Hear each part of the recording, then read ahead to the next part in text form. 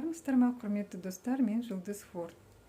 Өкінішке орай, көшеге шықсаң, қазақтардың бәрі өзара орыс тілінде сөйлеп жүргенін байқайсың. Кеше мен бір дүкенге барып ем, өзіміздің қара торы қазақ қыздары өзара орысша сөйлеп тұр екен. Мен оларға қазақша сұрақ қойсам, маған да орысша жауап берді. Сосын мен, неге қазақша сөйлемейсіздер? Мен біліп тұрмын, сіздер ауылдың қыздарысыздар, қазақша оқығансыздар. Енді ана тілдеріңізде сөйлесеңіздерші десем, на каком языке хочу, на таком и говорю. Казахстан – это свободная страна деген сарында айта бастады маған. Сосын мен заңды көрсеттім, үнемі өзіммен алып жүремін. Тілдер туралы заңның үзінділерін, соның өзінде бой бермейді. Өзім білем қай тілде сөйлейтінімді деп. Сосын мен ашуланып, қазір полиция шақырамын. Сіз қай тілде сөйлегім келсе, сол тілде сөйлеймін деп айта алмайсыз. Тұтынушы қай тілде сұрақ қойса, сол тілде жауап беруіңіз керек деп айттым. Содан кейін қазақ тіліне көшті олар. Одан кейін басқа дүкенге кірдім, императорға.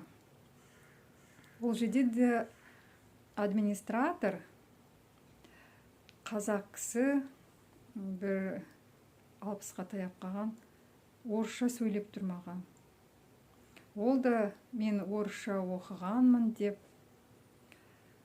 айтты.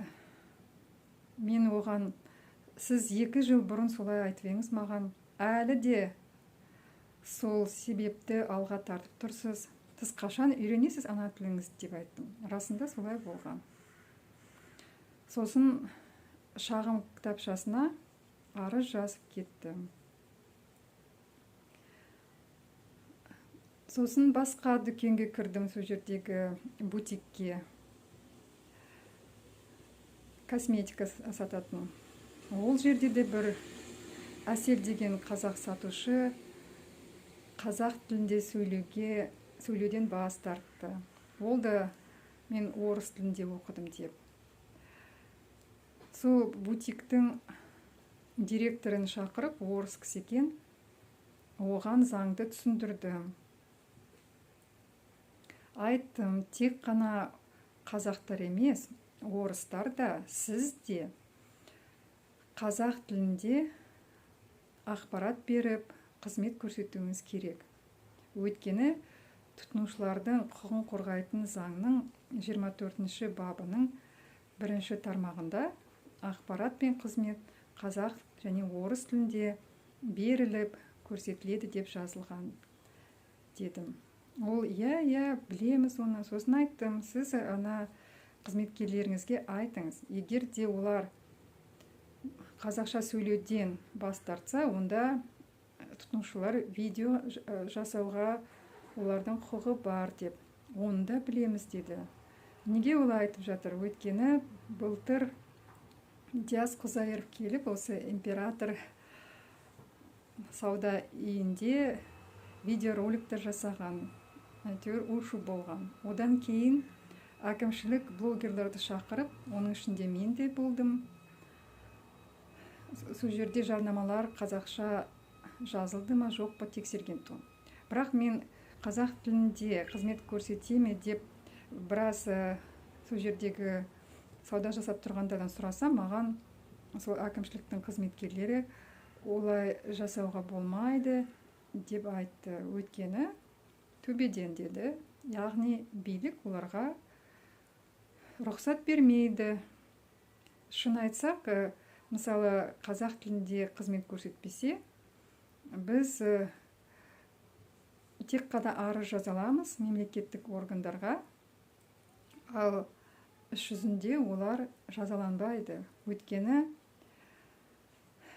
штраф, санкция жоқ қазақша қызмет көрсетпесе. Әлде орысша қызмет көрсетпесе де ешқандай да штраф жоқ. Тек қана ондай штраф, санкциялар мемлекеттік қызметкерлерге ғана пайдаланады. Ал жай сатушы басқаларға, жеке кәсіпкерлерге пайдаланбайды. Бұны дұрыстау керек. Егер де оларға штраф салса, бұндай жағдай болмас еді. Сонымен айтайын деген ол, қазақтар, бәріміз қазақша сөйлейік. Бәрібір орыс тілінде қанша жақсы сөйлесек те, ешқашан орыс бола алмаймыз. Және орыс болудың да керегі жоқ. Өйткені орыстардың өзі бүгінгі таңда өз ұлтынан, өз тілінен безіп жатыр. Ана Калгин деген бір кісі, естеріңізде ме? Министрлік сайтқа арыз жазғандығын сұрап, мен өзімнің фамилиямды және де өзімнің ұлтымды өзгерте аламын ба? Өйткені қазір шетелде орысша сөйлесең, өте қауіпті болып жатыр деп. Сол себептен жаман қазақ орыс болмайды дегендей, өзара да басқа ұлттармен де қазақша сөйлейік. Аман сау болыңыздар, тыңдағандарыңызға рахмет.